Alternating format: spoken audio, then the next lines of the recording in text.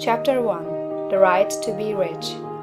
Whatever may be said in praise of poverty, the fact remains that it is not possible to live a really complete or successful life unless one is rich. No man can rise to his greatest possible height in talent or soul development unless he has plenty of money. For to unfold the soul and to develop talent, he must have many things to use, and he cannot have these things unless he has money to buy them with.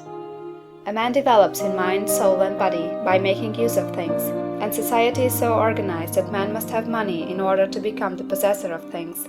Therefore, the basis of all advancement for man must be the science of getting rich.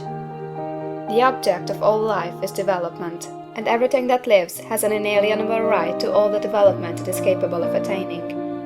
Man's right to life means his right to have the free and unrestricted use of all the things which may be necessary to his fullest mental, spiritual, and physical unfoldment, or, in other words, his right to be rich.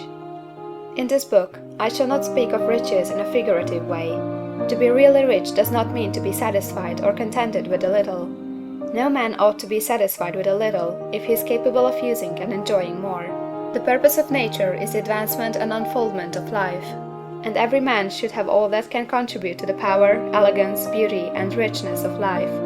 To be content with less is sinful.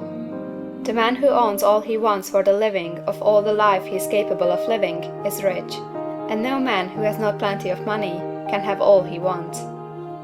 Life has advanced so far, and become so complex, that even the most ordinary man or woman requires a great amount of wealth in order to live in a manner that even approaches completeness. Every person naturally wants to become all that they are capable of becoming.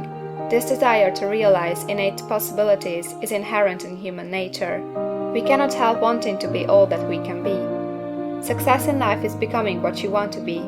You can become what you want to be only by making use of things, and you can have the free use of things only as you become rich enough to buy them. To understand the science of getting rich is therefore the most essential of all knowledge. There is nothing wrong in wanting to get rich.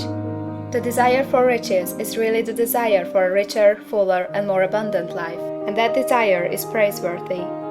The man who does not desire to live more abundantly is abnormal, and so the man who does not desire to have money enough to buy all he wants is abnormal. There are three motives for which we live. We live for the body, we live for the mind, we live for the soul. No one of these is better or holier than the other.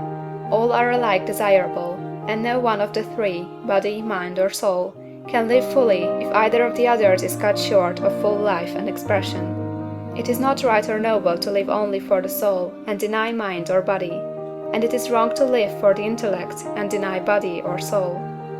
We are all acquainted with the loathsome consequences of living for the body and denying both mind and soul, and we can see that real life means the complete expression of all that man can give forth through body, mind, and soul. Whatever he can say, no man can be really happy or satisfied unless his body is living fully in every function, and unless the same is true for his mind and his soul. Wherever there is unexpressed possibility, or function not performed, there is unsatisfied desire. Desire is possibility seeking expression, or function seeking performance. Man cannot live fully in body without good food, comfortable clothing, and warm shelter, and without freedom from excessive toil. Rest and recreation are also necessary for his physical life. He cannot live fully in mind without books and time to study them, without opportunity to travel and observation, or without intellectual companionship. To live fully in mind, he must have intellectual recreations, and must surround himself with all the objects of art and beauty he is capable of using and appreciating. To live fully in soul, man must have love, and love is denied expression by poverty. A man's highest happiness is found in the bestowal of benefits on those he loves.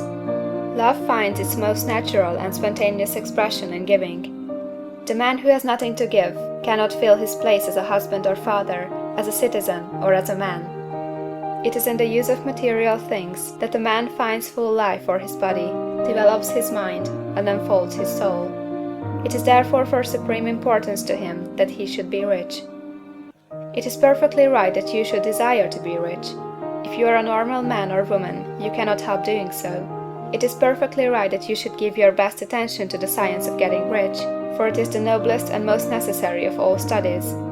If you neglect this study, You are derelict in your duty to yourself, to God and humanity, for you can render to God and humanity no greater service than to make the most of yourself. End of chapter 1.